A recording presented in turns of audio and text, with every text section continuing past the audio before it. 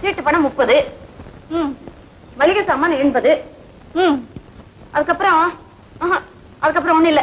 போட்டு சொல்லு. சரியா 500. என்ன குடும்ப பட்ஜெட்டா? ஆமாங்க. மக 250 ரூபாய் சம்பாதிக்கிறா, மருமகளும் 250 ரூபாய் சம்பாதிக்கிறா. இந்த மாசம் இருக்கிற கடன் எல்லாம் தீர்த்துட்டு ஒரு 100 ரூபாய் மிச்சப்படுத்திக்கிட்டு திருப்பதிக்கு போலான்னு நினைச்சேன். அது நடக்காத போல் இருக்கு. இந்த மாச செலவு 500 ரூபாய் வந்துருச்சு. நம்ம பட்ஜெட் என்னைக்குமே பத்தாக்குற பட்ஜெட் தான். ஏன்னா we belong to the middle class.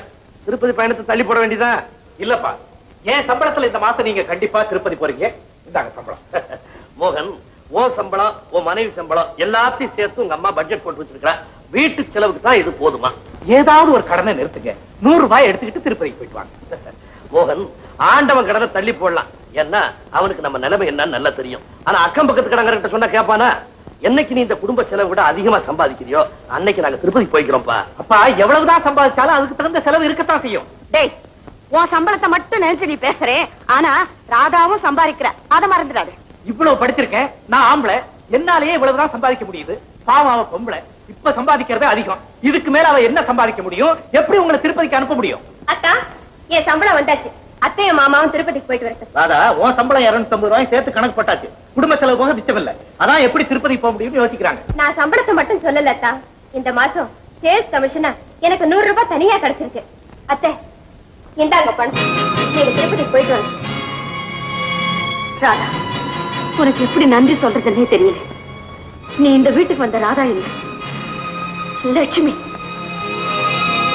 பாத்தியாடா, ஒரு ஆம்பளை என்னாலேயே முடியல, ஒரு பொம்பளையால எப்படி முடியும் சந்தேகப்பட்டியே. முடிஞ்சா இல்லையா? உங்க அம்மாவுடைய ஆசைகளை நிறைவேற்றி வைக்கிறது உன் கடமைன்னு சொன்னீங்க. இனிமே நீ கவலைப்பட வேண்டாம். ராதா கெட்டிக்காரி, எல்லாத்தையும் அவளே மேனேஜ் பண்ணிக்கலாம். என்ன ராதா, நான் அந்த தெய்வத்தை கும்பிட போறவான் என் மகனாலதான் கிடைக்கும்னு நினைச்சேன். இப்போ என் மருமகளால கிடைக்க போகுது. என்னால வந்தாலும் நான் இங்க வந்தது அவரால தானே. அண்ணி அண்ணி, என் ஆசை எப்ப நிறைவேற்ற போறீங்க? உன் ஆசை என்ன? ரேடியோ தானே? ஆமா, அத அண்ணங்கிட்ட கேட்டு கேட்டு அழுத்து போச்சு. இத பாரு, இனிமே உனக்கு என்ன தேவையோ என்கிட்ட சொல்லு, நான் வாங்கி தரேன். அழகுள்ள துரை யாரடி, இவர் யாரடி? அழகுள்ள துரை யாரடி? இப்படி இப்படி சேவா பண்ணிக்கிற, அப்படி இல்ல. துரை யாரடி, துரை யாரடி? உனக்கு இந்த பாட்டுக்கு தகுந்த மாதிரி அபிநயம் வராது. உன் அபிநயத்துக்கு தகுந்த மாதிரி நான் பாட்டை மாத்துறேன். அழகுள்ள ஷேவிங் பிளேடே தடி, பிளேடே தடி. அழகுள்ள ஷேவிங் பிளேடே தடி. இல்ல இல்ல, துரை யாரடி, துரை யாரடி? துரை யாரடி, யாரடி, யாரடி? அடியே தனக்கு சுந்தரி, உனக்கு ஆம்பளைங்க தராம ஆட வராதோ? அவர் தான் தொட்டு தொட்டு கத்து கொடுக்கிறார். அவர் தொட்டு தொட்டு கத்து கொடுத்தா நீ ரசிச்சுக்கிட்டு நிக்கிறியா? அடியே, நானும் டான்ஸ் கத்துக்கிட்டு வந்தவ தாண்டி. ஆமா, எங்க கல்யாணமே அப்படிதான் நடந்தது. கேள்விப்பட்டேன். இவரு உங்களை இழுத்துட்டு வந்து தராமே. ஐயோ பொய், நானும் அவளை எடுத்துக்கிட்டு வந்தேன். இவதான் என்ன எடுத்துக்கிட்டு வந்தா. ஐயோ, இப்போ நாளைக்கு உனக்கு நான் எல்லாம் கத்து தரேன். நாளைக்கு எல்லாம் கத்து கொடுக்குறீங்களா? இந்த காலத்து பொம்பளைங்களுக்கு இதெல்லாம் கத்து கொடுத்துதான் தெரியணுமா? என்கிட்ட டான்ஸ் கத்துக்க வரவங்களே கம்மி, அவங்களையும் நீ விரட்டு. கத்து கொடுக்கணும்னா தொட்டு தொட்டு தான் கத்து கொடுக்கணுமா? அந்த பொண்ணுக்கு இன்னும் கல்யாணமே ஆகல தெரியுமா? ஐயோ, அதுதான் ரொம்ப தப்பு. அப்ப அந்த பொண்ணு கல்யாணம் ஆனப்புறம் நான் தொட்டு தொட்டு கத்து கொடுக்குறேன். இத பாருங்க. ஐயோ, என்ன நீ தொட்டு தொட்டு பேசுற? என் தலையெழுத்து, நான் தொடர யார் தொடுவாங்க? நீங்க யார வேணாலும் அடிச்சிட்டு வாங்க, ஆடுங்க பாடுங்க, நான் வேண்டான்னு சொல்லல. ஆனா ஒரே சமயத்துல 2 வேண்டாம். நான் வேணா போயிடுறேன். எப்பா? இல்ல, இது வந்து 2க்கு பிறகுதான் வேண்டவே வேண்டாம். நாளைக்கு மட்டும் அந்த பொண்ணு டான்ஸ் கத்துக்க வரல, நீ செத்த. நீ என்கிட்ட டான்ஸ் கத்துக்கணும். நீ உஷா, எல்லாத்தையும் நான் வாசல நின்னு கேட்டு தாண்டி இருந்தேன். நோக்கு இந்த கதி வரப்படாது தெரியுமா? மாமி, நேத்து கூட அவங்க 2 பேரும் பீச் எல்லாம் சுத்துறதா கனவு கண்ட. மாமி, கனவு கண்டுட்டியோ? காத்தால தானே கண்ட. ஆமா, கண்டிப்பா பழிச்சுடும். ஐயோ, மகாபலி அந்த பொண்ணை மயக்கி விட்டார். மாமி, எனக்கு இப்ப என்ன பண்றதுன்னே தெரியல. அதுக்கு ஒரு வழி இருக்கு, நான் சொல்றேன். அந்த பொண்ணு எழுதுன மாதிரி ஒரு லவ் லெட்டர் எழுதி அவர் கண்படுற இடத்துல வச்சுடு. வச்சுட்டு மறந்துருன்னு பாத்துன்று அவர் வந்து லெட்டரை படிக்க தெரியுமா? 4ஆம் கிளாஸ் வரைக்கும் படிச்சிருக்கார். அந்த மூஞ்சிக்கு அது போரும். படிச்சுட்டு யார் எனக்கு இந்த மாதிரி எல்லாம் லெட்டர் எழுதுனது அப்படின்னு சத்தம் போட்டாருன்னா நல்லவர், யாருக்கும் தெரியாம லெட்டரை மறைச்சு வச்சுட்டாருன்னா அவர் கள்ளன். புடிச்சுக்கோ. மாமி மாமி இப்பவே லெட்டர் எழுதி வச்சிடலாமா? அவசரப்படாதே, எப்ப லெட்டர் எழுதுங்கிறதே நான் சொல்றேன். அது இருக்கட்டும். டி உஷா, அவ 2 பேரும் பீச்ல சுத்துறதா கனவு கண்டேன். அப்புறம் என்னடி பண்ணுனா? அப்புறம் நான் முடிச்சுக்கிட்டேன் மாமி. எல்லாத்துலயும் நோக்கு அவசரண்டி. இன்னும் செத்த நாய் தூங்கி இருக்கப்படாதா? என்ன பண்ணாலும் என்னடி பண்ணிருப்பா?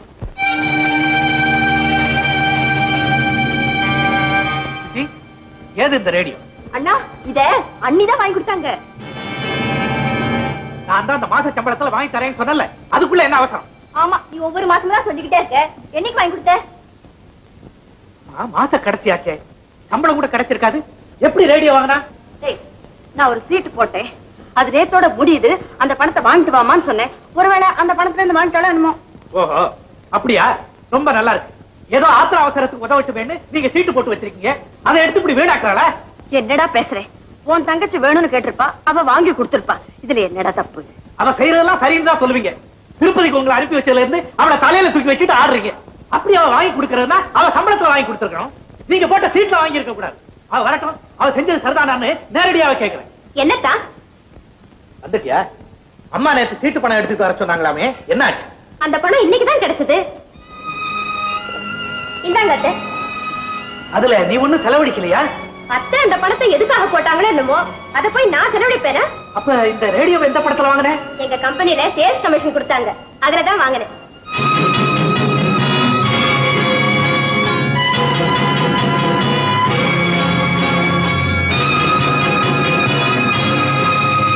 அண்ணா, உன் கையால இந்த ரேடியோவை ஆன் பண்ணி வைனா. அதை வாங்கி கொடுத்தவங்களே ஆன் பண்ணி வைக்கிறதா பொருத்தம். சுசி, உங்க அண்ணன் ஏதோ கோபமா இருக்காரு. ஏன்னு தெரியும். இப்ப அவரை தொந்தரவு பண்ணாரு. வாங்க அத்தை.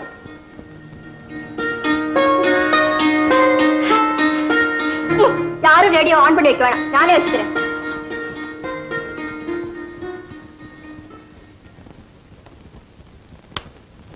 தன்னை விட தன் மனைவி அல்லிக்கு அதிக மரியாதை என்று கண்டபோது அர்ஜுனன் வேதனையால் புழுங்கினான்.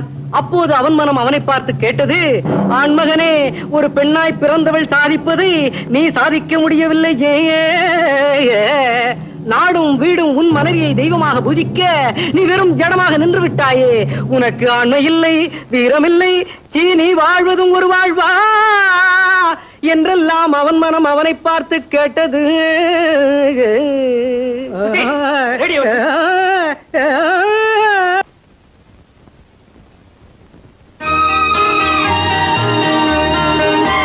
சொல்லி கொடுத்த பாடெல்லாம் படிச்சாச்சு. எங்க இந்த வார்த்தைகளுக்கு ஹிந்தி சொல்லுங்க. வணக்கம், நன்றி, நல்லது. நமஸ்தே, தன்யவாத், அச்சா. கரெக்ட். இப்போ இதுக்கு ஹிந்தி சொல்லுங்க. ஒரு முத்தம் கொடு. ஏன் பேசாம இருக்கீங்க? ஓஹோ, படிக்கிற நேரத்துல விளையாடக்கூடாதுல்ல? சரி, இன்னைக்கு என்ன பாடம்? எதிர்ப்பதம். ஹிந்தியில எதிர்ப்பதத்துக்கு பேரு உல்டே ஷப்த். உயர்வு, ஊஞ்சாய்; தாழ்வு, நீச்சாய்; அன்பு, பிரேம்; வெறுப்பு, நஃப்ரத்; நட்பு, தோஸ்தி; பகை, துஷ்மனி. இத 10 தடவை எழுதி பாருங்க, மனசுல பதிஞ்சிடும்.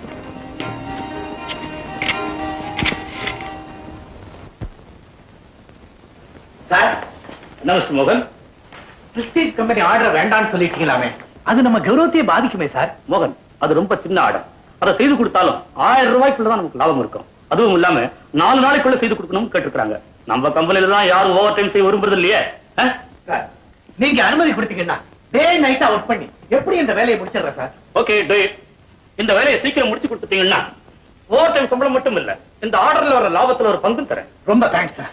மிஸ்டர் மோகன், இவ்வளவு இன்ட்ரெஸ்டா நீங்க இந்த வேலையை ஏத்துக்கிறத பார்த்தா உங்க குடும்பத்துல ஏதோ பிரச்சனை போல இருக்கு. ஆமா சார், அது ஒரு மான பிரச்சனை.